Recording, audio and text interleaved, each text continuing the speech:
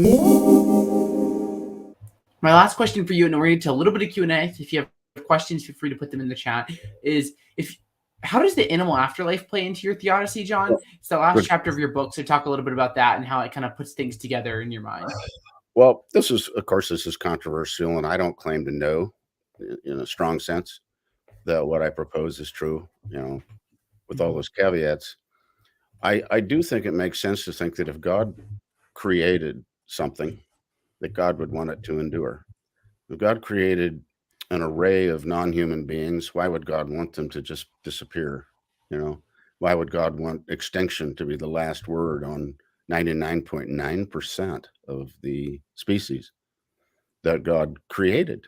If we believe God created them, that doesn't make to me, that doesn't make immediate sense. It makes more sense that God would want to preserve them. So there's an intuition there.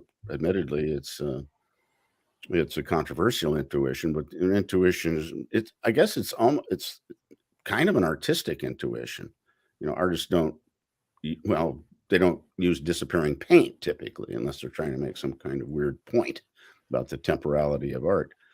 I mean, the idea that God would include animals in the messianic realm isn't far-fetched. And of course, there's some suggestions of it in the famous scene on the Lord's Mountain, where the wolf lies down with the lamb. The animal imagery. So I give a list of reasons why I think we should at least take very seriously the possibility, if not probability, that heaven, the messianic realm, will include not just human beings but non-human ones as well, and that the victory, the defeat of evils, will not just be for humans but for non-humans too.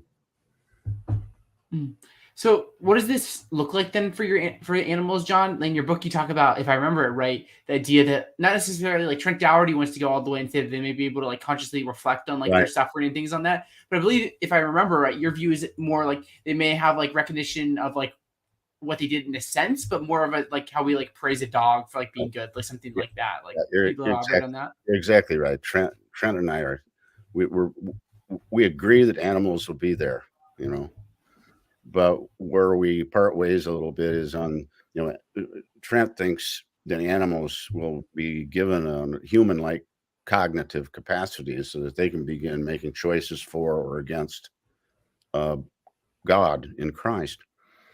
Whereas I think animals have had enough trouble already in this life, so that would almost be cruel to force them to make a choice like that, and threaten them with eternal damnation if they refused. I don't find that part. Trent's book is one of the best books on this subject that's been written, probably better than mine. But that part of his book I don't find terribly persuasive for several reasons I won't go into.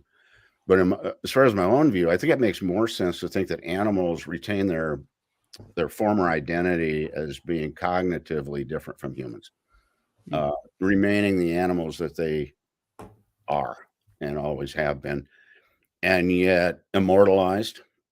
Everything in heaven is, well, the ancient Greek fathers call it divinization.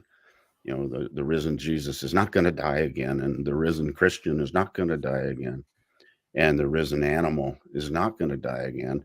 The risen animal is going to be transformed in some way, but not, I'm suggesting, in such a way so radical and dramatic that it's really no longer the same animal that it was before. And I think that cognitive change would turn them into persons in a sense that would somewhat violate that continuity of identity. But what I do suggest is that because of the tremendous sacrifice that animals have made, the tremendous role, the unimaginable contribution that they have made, not only to each other but to humans, and continue to do, that it makes sense to me that they would be treated in heaven in a way that is analogous to the way we are taught that Christian martyrs would be treated, people who've made unusual sacrifices for Christ, who are elevated then to a somewhat higher position than the ordinary one, whatever that is in heaven. According to the traditions anyway, the martyrs receive praises constantly for what they've done, and the evils that happen to them are in that way somewhat defeated, integrated into a form of life that they will enjoy forever. And so I don't see anything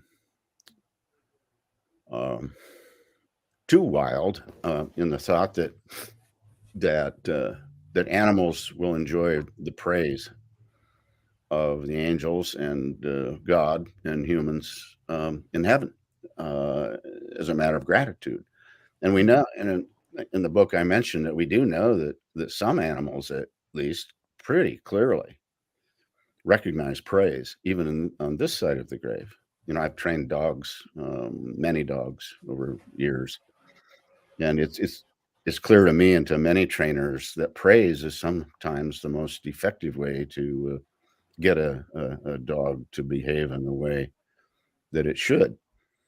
Punishment doesn't always work as well as praise. And horses and higher animals that clearly seem at least to enjoy praise from the people working with them. And so I think that what I'm suggesting could just be a continuation of something that's already developing in the animal mind. How that works out with really small, lower species, I have no idea. Will all species, mosquitoes, nasty parasites, things like that, will they be in heaven too? In some form. I really don't know, but if they are, it would be a very different form, I would think, than the one they have now. Um, and then there are other suggestions that maybe some beings are better off gone, except in memory, and maybe they would function something like the way in which some of the people you mentioned at the beginning of the interview, you mentioned people that, well, the contrast of evil helps us to appreciate the good. Maybe some of those creatures don't have the kind of value that would require God to immortalize them. But I really have no clear view on that.